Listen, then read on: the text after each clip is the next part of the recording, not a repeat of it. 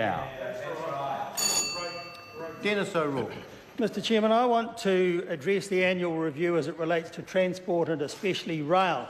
Now, what we saw as a result of the Kaikoura earthquake aftermath is that we actually have a fragile transport system. It also showed, of course, the value of a good coastal shipping service, especially from port to port, and the need for a much more resilient railway system. What we actually see from the reports is underinvestment in transport, and most particularly in New Zealand's railway system. We've often heard about National's RONs, roads of national significance, because National really only cares about roads, and that's a forlorn strategy, as has been shown overseas, because roads alone won't actually fulfil New Zealand's transport needs. Of course, we do need a good state roading system, we know that, but rail in New Zealand, Mr Chairman, is grossly underfunded and neglected, and that's both in terms of capital expenditure and also gross under-expenditure in the maintenance of the system as it now is. Now, the reason for that is, I think, is that National sees roads as an essential public service, but it only sees railways as just another business. Whereas New Zealand First would wish to see investment in the full redevelopment of our rundown railway system, and we have a policy which we call Railways of National Importance, RONI instead of RONs, because New Zealand's railway network is an essential public service,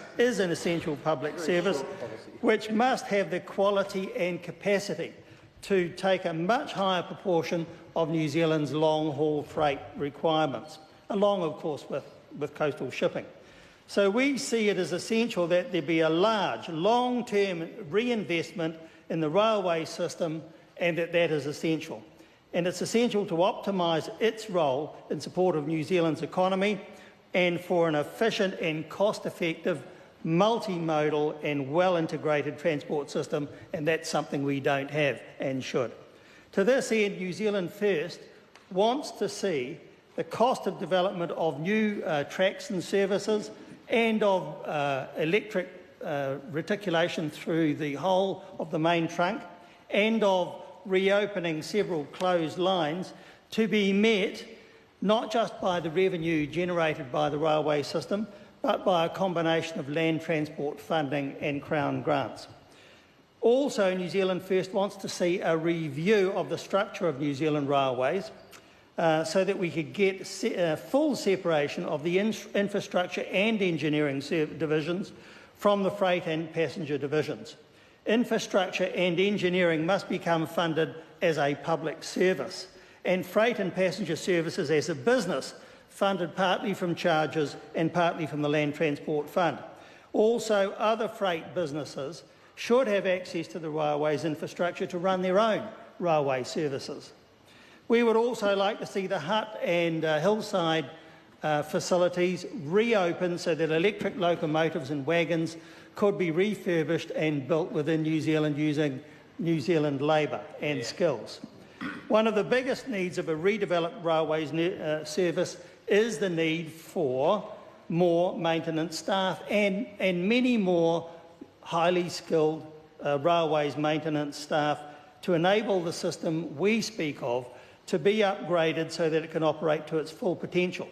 Now, with a modern system to replace the third world system we now have, we are going to need a lot more investment, and in particular to reduce travel times between Auckland, Wellington, Christchurch and Dunedin.